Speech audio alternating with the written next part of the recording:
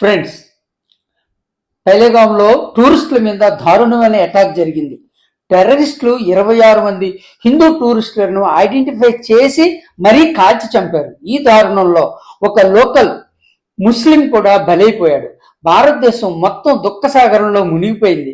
ప్రపంచం మొత్తం విస్తుపోయింది. ఈ తీవ్రవాదులను పెంచి పోషిస్తున్న పాకిస్తాన్ మీద ముక్త కంఠంతో అందరూ నిరసనలు తెలిపారు. ఇది జరిగి వారం అయినా ఇంకా ఆ నలుగురు టెర్రరిస్టులు దొరకలేదు. అంటే మన ఇంటి దొంగలు, దేశద్రోహులు సహకారం ఆ టెర్రరిస్టులకి ఎంత ఉందో మనకు అర్థమవుతుంది. ఇలాంటి టైంలో మోడీ ప్రభుత్వం పాకిస్తాన్ మీద యాక్షన్కు సిద్ధమైంది.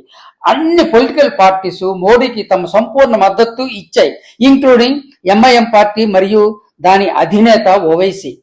ముస్లిం లీడర్స్, మత పెద్దలు పాకిస్తాన్కు వార్నింగ్ ఇచ్చారు, మోడీకి మద్దతు తెలిపారు. కానీ మన ఏపీ కాంగ్రెస్ లీడర్ షర్మిలమ్మకు ఏమైందో ఏమో, ఇటీవల ఒక ప్రెస్ మీట్ పెట్టి తన మనసులో ఉన్న పరిణితి లేని, రాజకీయ పరిజ్ఞానం లేని ఆలోచనలు బయటపెట్టింది. టెర్రరిస్ట్ అటాక్ ఎక్స్పెక్ట్ చేసిందేనని, దాన్ని కనిపెట్టడంలో కేంద్ర ప్రభుత్వం కంప్లీట్గా ఫెయిల్ అయిందని, అందుకు బాధ్యత వహించి మోడీ ప్రభుత్వం వెంటనే రాజీనామా చేయాలని డిమాండ్ చేసింది. పైగా మోడీ ఒక పెద్ద టెర్రరిస్ట్ అని, బీజేపీని ఓడించాలని చెప్పింది.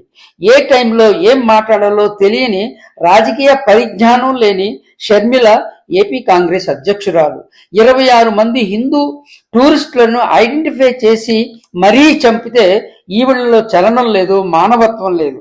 పైగా సభలో విలేకరులతో ఆర్గ్యుమెంట్స్.